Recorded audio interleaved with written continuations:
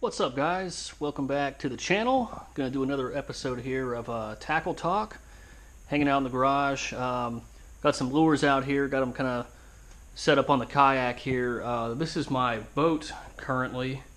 I just picked it up from the shop a couple days ago, and of course I took everything out of it.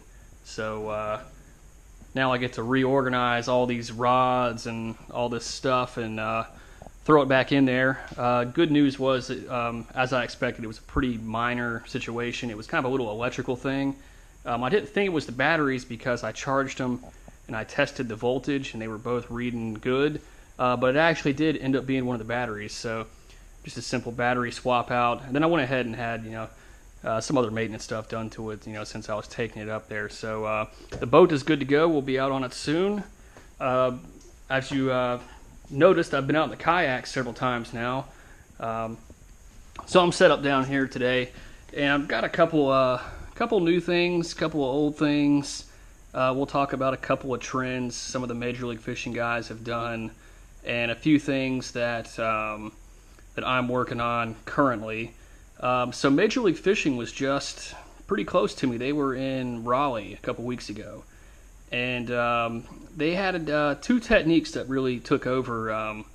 Jacob Porosnik and Jacob Wheeler, two Jacobs, they were tearing up the leaderboard on two entirely different techniques.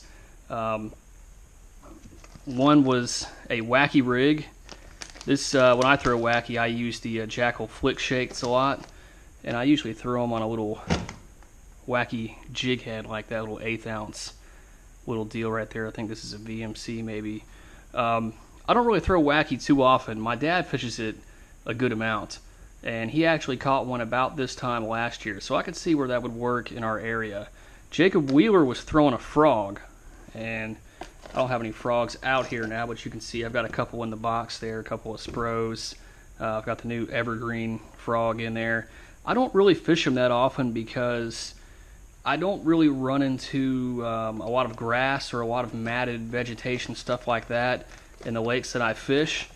So I typically opt to go with poppers and walkers, baits that have 2 or 3 treble hooks. That's usually the bait that I go to in those situations, since I can get away with it. I don't have to throw the frog and be weedless. I can throw these other baits and get away with it.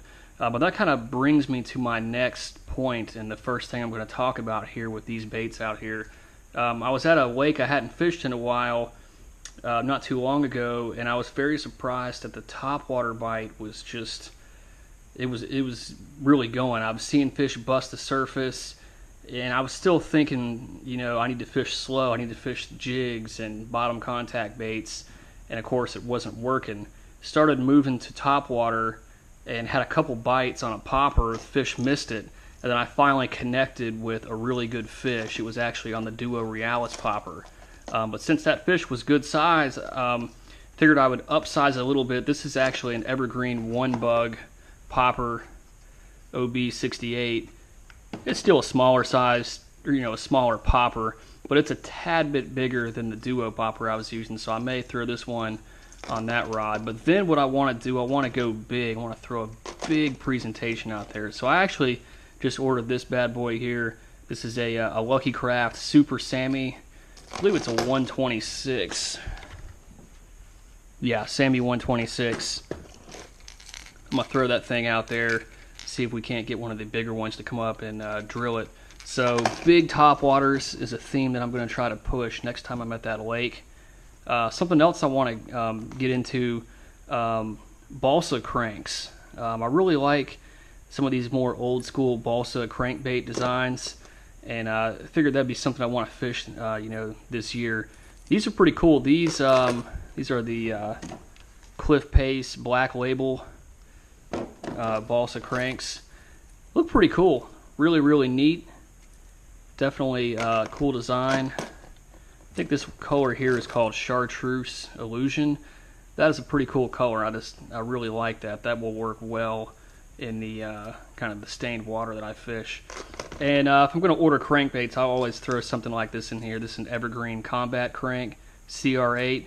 Absolutely love this bait. Love this bait. One of the best cranks ever made. So I figure if I'm going to order some crankbaits, I will throw one of these in there. You know, it's always good to have some of these on hand. This is one that everybody has just, I don't know, they've really been after this thing. These little Megabass dark sleepers. They come in a variety of sizes and weights. I believe this is a 1/2 ounce.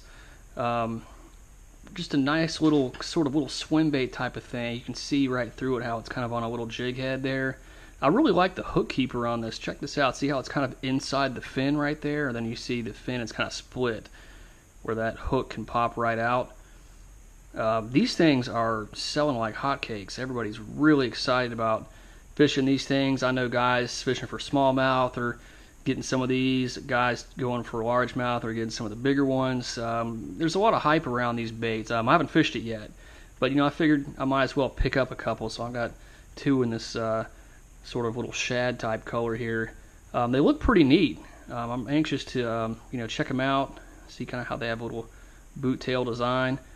Pretty cool. So that will be a fun one to try out as well.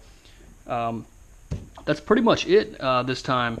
Just wanted to touch bases with you guys, let you know kind of what I'm thinking on you know, lures right now, and figured I'd go ahead and shoot a video, talk about some of these big top waters that I want to throw out there. I've got some others that I've had. I've got some, you know, several other evergreens and lucky crabs and all sorts of stuff.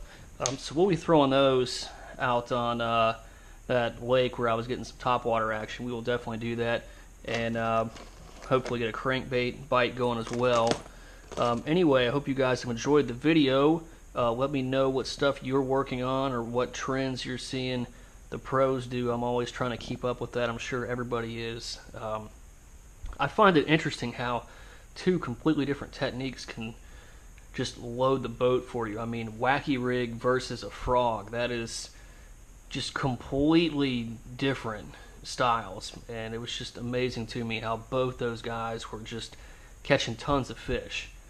So definitely interesting right there. Anyway, we'll be back out on the kayak as well, and I'm gonna go ahead and try to I guess organize this mess I've got for myself here, and we'll catch you guys next time.